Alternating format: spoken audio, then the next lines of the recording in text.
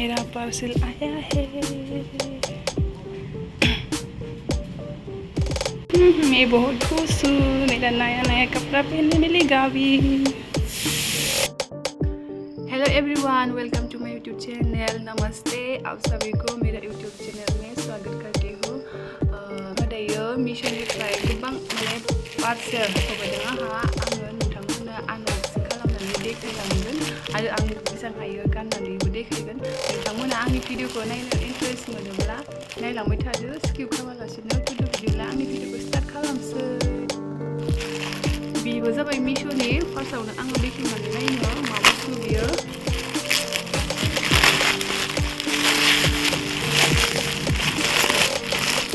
Green top.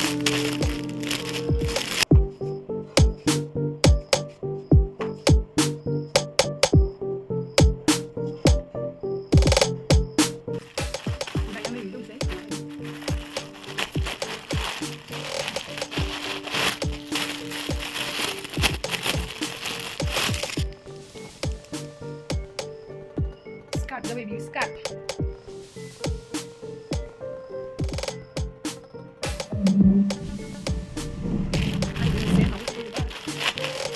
Mama gusto ko na white top.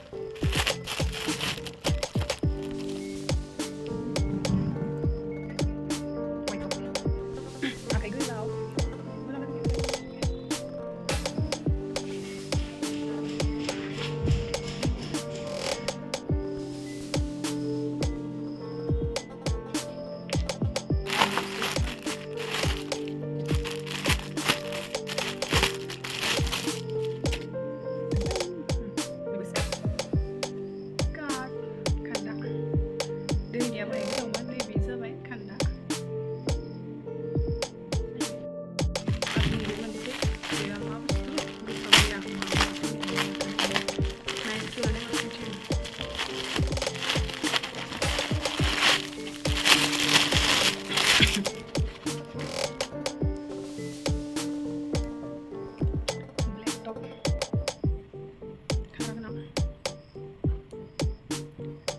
Iya, mwjang kak.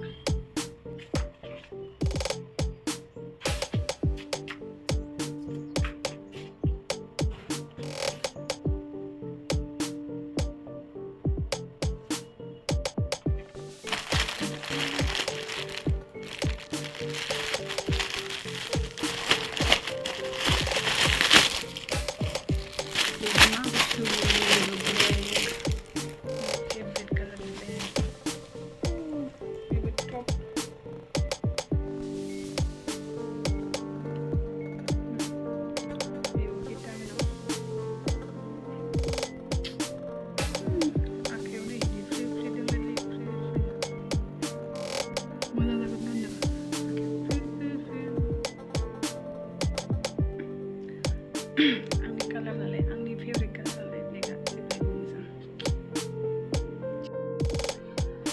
Okay, first one na ya, akaya khalamw, tamna nukada. Eba na zabai full sleeve. Super moza ada, full sleeve ko moza mona. Akaya zinga ko na favorite na, tamna na ya na.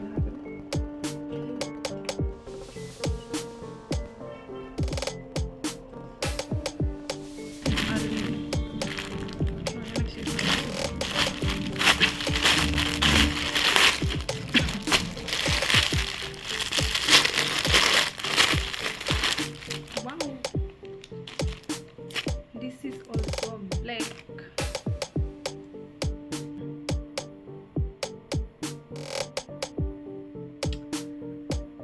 Agni favorite color na black nalai, kaya black kilo po saya. Flipkart ada kuli, meesho ada kuli, Myntra ada kilo. Mane black color kilo po saya, black color kilo. Oni kapag masuk ke black, everything, every cloth black.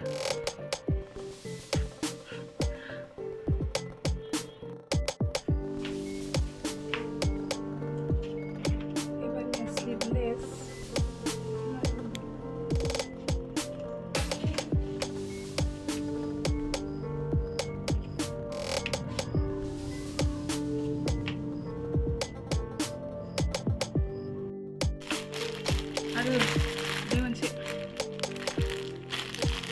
Dia ujung apa tu?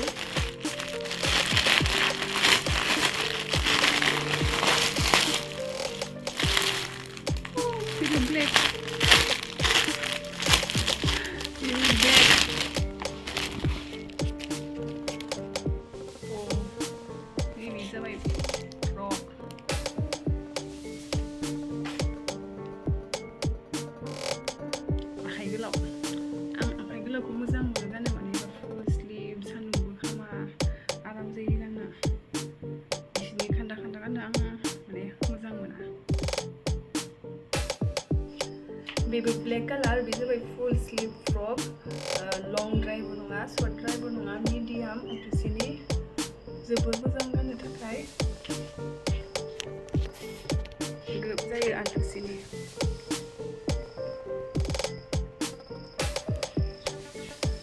आङो गोबां dress गाननानै देखायबाय नोंथांमोना आंनो थाखाय बबे मोनसे ड्रेसा समायसिनदों please comment खालामनानै खोन्थाहरदो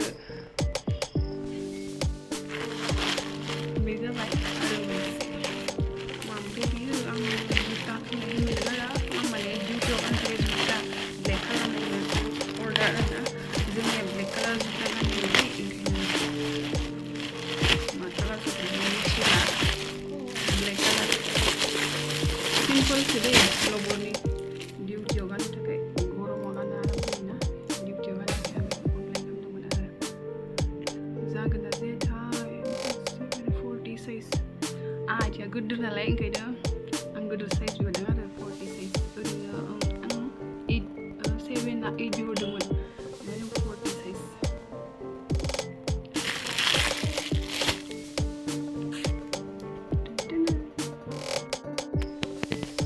आं जे जुता अनलाइन खालामदोंमोन बेबो ग्रोब जायो आङो डिउटियाव गाननो थाखाय खालामदोंमोन आरोना नायनो हागोन ग्रोब जाबाय Thank you so much for watching my video.